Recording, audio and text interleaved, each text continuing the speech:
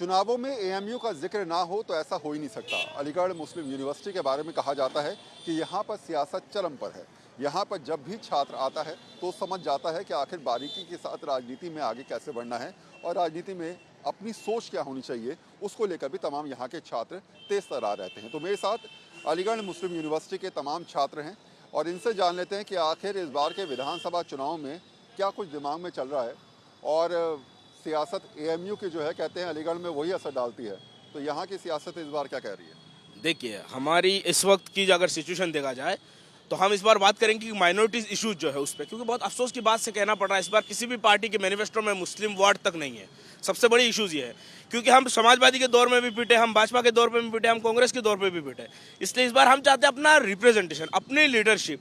ये इसलिए क्योंकि आप देख लीजिए, जो समाजवादी पार्टी अपने आप को सेकुलर कहती है, वही समाजवादी पार्टी जब सरकार में थी 2010 से 12 से 17 तक, एनसीआरबी का रिपोर्ट कहता है कि 27% मुसलमानों को अंडर ट्रायल पे लिया गया। कहाँ गई सेकुलरिज्म आपकी? वही समाजवादी जब 23 लोग सीएनआरसी के प्रोटेस्ट में मारे जाते तो अखिलेश यादव वहां तक पहुंचने तक नहीं जाते। बीजेपी क्या करती है? बीजेपी कहती है कि बेटी बचाओ बेटी पढ़ाओ।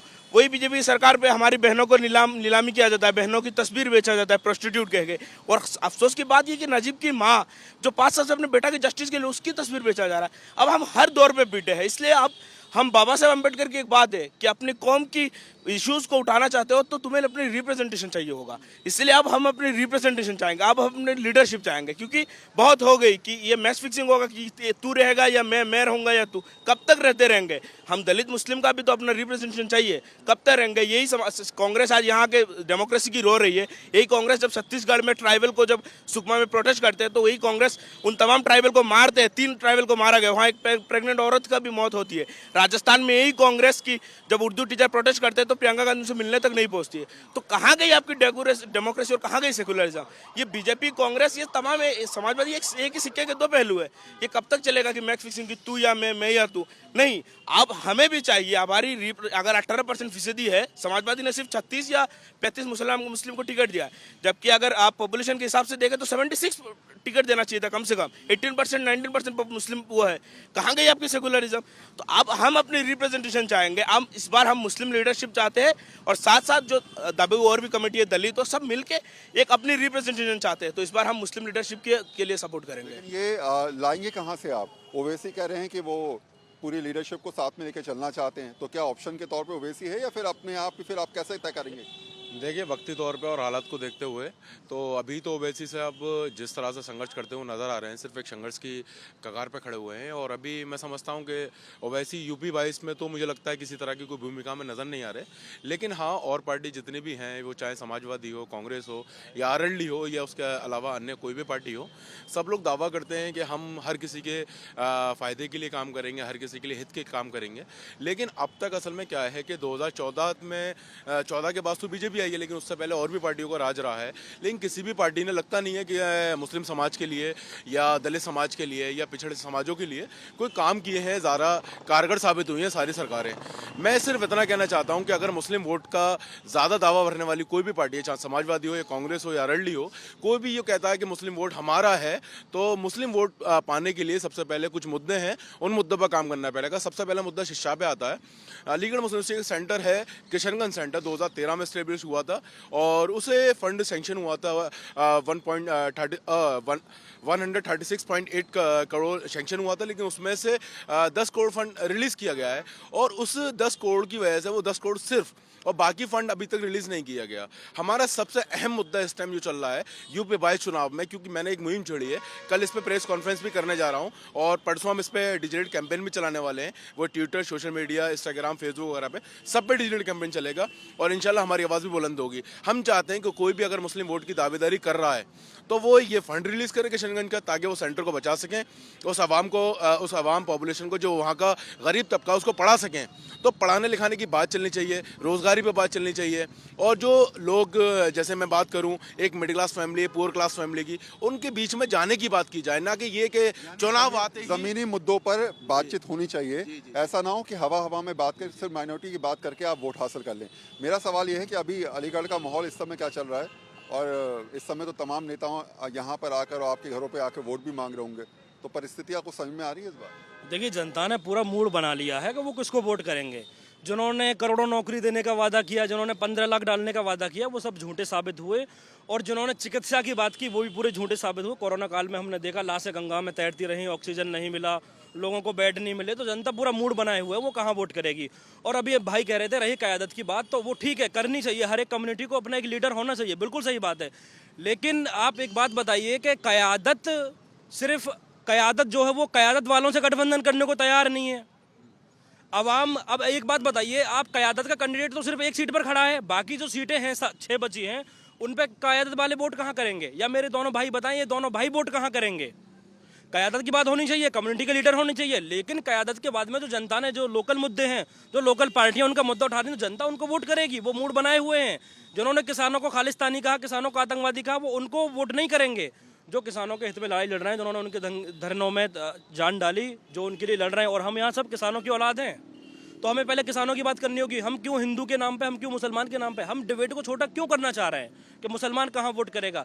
अरे आप ये कहिए कि देश की सबसे बड़ी आज़ादी किसान, वो कहाँ वोट करेगी? बात तो ये सही कह रहे हैं कि भाई क्यों ना कम्युनिटी वाइज कब तक हम लोग जवाब दे देता हूं इनका। इन्होंने कहा, ये देखिए सबसे बड़ी बात क्या है ना, ये जो सेकुलरिज्म के नाम से बेवकूफ़ी, आप देखिए, इन्होंने ये, मेरे भाई ने ये कहा कि आप ये मुझसे किसान को खालिस्तानी कहा जाता है। इन्होंने एक बार ये कहा कि मुसलमान को जब आतंकवादी कहा जाता है, कहाँ गई थी आपकी आरएलडी? रही बात, सुन लीजिए, अरे जवाब दे दे रहा भाई, नहीं सुन लीजिए, अरे मैं सुन लीजिए, माइनॉरिटीज का बात इसलिए कह रहा हूँ, बाबा साहेब अम्बेडकर की बात सुन लीजिए। बाबा साहेब अम्बेडकर ने एक बात कहा था, और ये हकीकत है, जब तक आपने लीडरशिप नहीं कर, मुजफ्फरनगर दंगा में कौन शामिल था वो सबको पता है। जिस शख्सियत को आप हीरो बनाए तो वही जिम्मेदार, उनके भाई जिम्मेदार थे मुजफ्फरनगर दंगे के। और बात रही सेकुलरिज्म और इनकी बात कर रहे, मुस्लिम इशू इसलिए बात कर रहे, 27% मुसलमान को जेल पे घुसाने के पीछे इंटरनल में कौन था? वो मुस्लिम लिटरेसी क्यों 48% है? आप कहेंगे मुस्लिम पढ़ते नहीं है, मुस्लिम इलाके में दिखा दीजिए, पीजी कॉलेज है, यूजी कॉलेज नहीं है। आप बात, दूसरी बात, एक बात कह दूं, आपने कहा कि मुस्लिम कहाँ वोट करेगा। देखिए वैसे साहब अभी आए हैं, लेकिन इससे आने से पहले आप लोग तौहीन लगा दे रहे हैं आरएलडी और समाजवादी वाले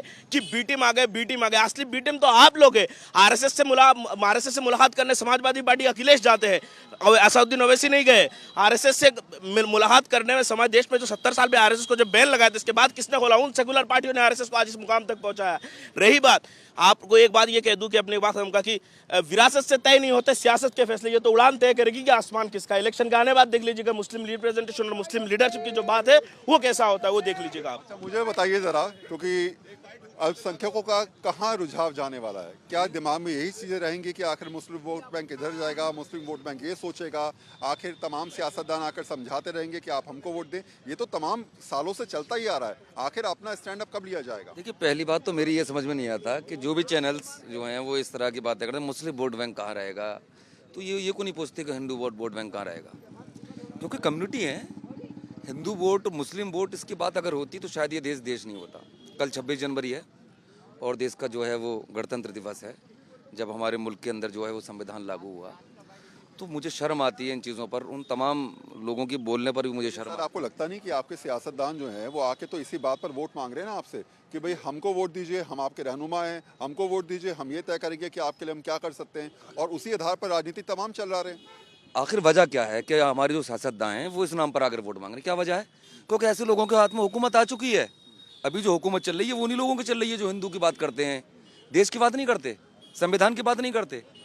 गणतंत्र दिवस से उन्हें कोई मतलब नहीं। 26 जनवरी का कोई मकसद ही खत्म हो गया।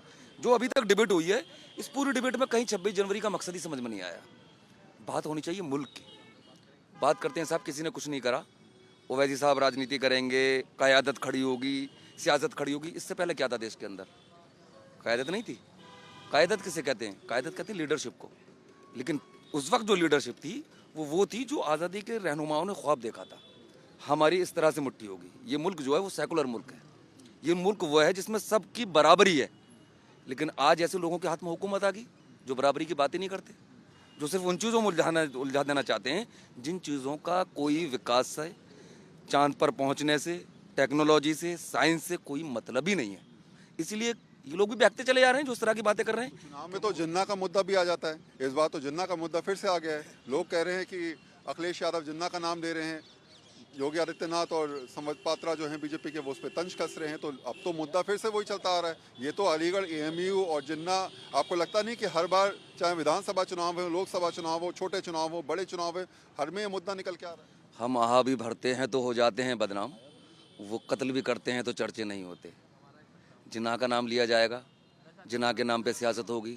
अखिलेश ने अगर जिना का नाम ले दिया तो उसमें मुझे ये बताएं कि कहाँ उन्होंने, अखिलेश ने जो है वो देशद्रोह कर दिया या कहाँ किसी देश के जो है वो संविधान की जो है धज्जियाँ उड़ा दी। जिना 47 से पहले देश के बेटे थे या नहीं थे, आप बताइए मुझे। चलिए, इस देश में पैदा हुए, हिंदुस्तान में जो हमारी माता है, 47 से पहले पाकिस्तान का जो अब हिस्सा है वो 47 से पहले हमारी माता नहीं थी क्या? 47 में तो बंटवारे की लकीर खींची, ऐसा दंश दिया, और उन्हीं लोगों ने दंश दिया है जो विक्टोरिया की पूजा करते हैं। उस पर कोई सवाल नहीं करता। जिस विक्टोरिया ने न जाने कितने सूरवीरों को फांसी पर चढ़ा दिया, जिसने जवान भगत सिंह को जो है वो फांसी पर लटका दिया, माओ की गोदें उजाड़ दी, बहनों की असमतें चीर कर दी, उनके लोगों ने उनके हुक्म पर उसी विक्टोरिया की पूजा करते हैं। उस पर कभी कोई डिबेट नहीं होती, आप भी सवाल नहीं पूछते। जो जिना भारत माता की गोद में पैदा हुआ 47 के बाद, जिना ने जो है वो 47 के बाद में जिना जो है वो राक्षसी जो भी उसका प्रमाण मिलता है भारत के साथ गद्दारी का, 47 के बाद का है ना। लेकिन जो अखिलेश ने जिक्र किया वो 47 से पहले का जिक्र किया था। आप इतिहास को मिटा देंगे या मैं मिटा दूंगा? ये लोग इतिहास ही तो मिटा देना चाहते हैं। जिन्ना तो महापुरुष थे, जैसे भगत सिंह ने लड़ाई लड़ी ऐसी कायदे आज़म ने भी तो लड़ाई लड़ी थी। वो तो बंटवारे के बाद उन अलग मुल्क हो गए, चले गए, लेकिन एलिगेशन तो उनके ऊपर लगाया जाता है ना। बांटने देखिए एक चीज में देखिए, जिन्ना सबसे बड़ी बात एक भी समझ लगे, जिन्ना हमारा इतिहास है, आस्था नहीं है। ये मसला ये है ना, हिंदुस्तान में एक चेहरा दे देता है। जब भी अगर देखिए इंडिया पाकिस्तान का मैच हो तो हमेशा ये सोचते हैं कि मुस्लिम पाकिस्तान का साथ देगा, तो ये एक माहौल बना दिया, परसेप्शन बना दिया। जिन्ना हमारा इतिहास है, आस्था नहीं, और इतिहास को आप मिटा नहीं सकते। दूसरी बात अब आती है कि एमयू में जिन्ना की तस्वीर क्यों लगा हुआ है? एमयू में जिन्ना की तस्वीर आज़ादी से पहले लगा हुआ है। दूसरी बात मैं जिना जो है वो पड़ोसी मुल्क की आस्था हो सकते हैं और उनका इतिहास हो सकते हैं। जिना का हमारे यहाँ कोई रिकॉर्ड नहीं है, क्योंकि जिन्ना ने वो दंश दे दिया जिससे हमारी माँ की छाती को चीर दिया गया। जिना भी शामिल थे, और उसमें वो गॉडसे के जो बुजुर्ग थे, गॉडसे के बुजुर्ग, गॉडसे भी उसी रणनीति का था। गांधी का कत्ल क्यों हुआ? क्योंकि वो जिन्ना को भी रोकना चाहते थे और उन्हें भी रोकना चाहते थे। ये वो कातिल हैं। जिना ना हिंदुस्तान का, आज का जो हिंदुस्तान है उसमें जिना की कोई जगह नहीं है। जो जिना को महापुरुष मानते हैं वो मानते होंगे, जो जिना को इतिहास और जिना को आस्था मानते होंगे वो मानते होंगे। जिना का कोई रिकॉर्डेड 47 के बाद के संविधान में जिना का कोई हिंदुस्तान से ताल्लुक नहीं है और जिना का कोई मतलब नहीं है। की कमी है। मैं एक सवाल आपसे लेता हूँ आखिरी, कि अब हम देखते आ रहे हैं पूरे अलीगढ़ में कि इस समय जो है वो तमाम लोग कह रहे हैं कि कोई कह रहा है किसी की सरकार बनेगी, कोई कहता है ये प्रत्याशी जीतेगा। आपके घर जब आते हैं इस समय प्रत्याशी वोट मांगने के लिए, तो आपके खुद के मुद्दे क्या रहने वाले हैं? सबसे बड़ा मुद्दा जो है वो सुरक्षा का रहता है, क्योंकि पिछले कुछ सालों में देखा गया है मॉब लिंचिंग हो या फिर कस्टोडियल डेथ हो, बहुत बड़ा इशू है मुस्लिम सुरक्षा के लिए या फिर महिलाओं सुरक्षा के लिए। सबसे मेन मुद्दा वही है जो इशू है हमारा। तो ये तमाम मुद्दे हैं जो इन लोगों के हैं। अलीगढ़ मुस्लिम यूनिवर्सिटी के तमाम ये छात्र है, और इन्हीं छात्रों के मैं चुनावी और बता दूं आपको, हमेशा मेरा ये मानना है, और मीडिया की, देश की मीडिया को मेरा ये कि अपना एक हिंदुस्तान का नागरिक होने के नाते गणतंत्र दिवस के अवसर पर जहां संविधान लागू हुआ है, मेरी उनसे ये विनती है कि इस इलेक्शन में बिल्कुल भी मुसलमान कहाँ जा रहा है या ये कहाँ जा रहा है इसकी बात ना करें, बल्कि ये करा जाए कि जो आज़ादी के दीवाने थे, जो गणतंत्र दिवस को मानने वाले हैं, जो संविधान को मानने वाले हैं, जो 15 अगस्त को यानी कि आज़ादी के दीवानों को मानने वाले हैं, जो गांधी को मानने वाले हैं, वो लोग किधर जा रहे हैं। बात मुद्दों की होगी, बात विकास की होगी, बात टेक्नोलॉजी की होगी। हमारा मुकाबला पाकिस्तान बांग्लादेश से नहीं है, हमारा मुकाबला अमेरिका और चाइना से है। और हम वो चाहते हैं जो मुद्दों की बात करेंगे उनकी हुकूमत आएगी, और इंशाअल्लाह ताला हिंदुस्तान का मुसलमान, हिंदू, हर वो नागरिक जाग चुका है जो हिंदुस्तान को बचाने की बात करता है, संविधान की बात करता है। देखिए भाई ने सेकुलरिज्म की बात की, बहुत अच्छी बात है, हिंदुस्तान की जमहूरियत में सेकुलरिज्म है, लेकिन आप कौन सी सेकुलरिज्म की बात करें? पॉलिटिकल सेकुलरिज्म एक होता है और एक सेकुलरिज्म है कॉन्स्टिट्यूशन। हम कॉन्स्टिट्यूशन की जो सेकुलरिज्म उसको हम मानते हैं, लेकिन पॉलिटिकल सेकुलरिज्म को हम नकामते हैं। इसलिए नहीं, पॉलिटिकल सेकुलरिज्म क्या है? देखिए, आप अगर सेकुलर पार्टी को वोट करेंगे तो आप सेकुलर बन गए, उनकी दरी बिछाएंगे आप बन गए, आप सेकुलर है, लेकिन बाकी मुद्दा नहीं। आपके देश की डेवलपमेंट की बात की नहीं। देखिए ये इल्जाम कसी होती है। अगर हम हिस्सेदारी लेते हैं इस मुल्क में, कौन सी चीज है जो हमें नहीं मिलती? अच्छा देखिए, अब मैं समझाता हूँ। उन्होंने कहा, भाई ने कहा, भाई 1 मिनट में आपको जवाब दे रहा हूँ, देश तब बढ़ेगा जब हर तबके को आप इक्वलिटी देंगे। इक्वलिटी कहाँ है? सक्चर कमेटी की रिपोर्ट बात कर लीजिए, एनसीआरबी का रिपोर्ट उठा लीजिए। आप नहीं, आप बताइए 1 मिनट। मैं कौन इसके लोगों ने छीनी है ना?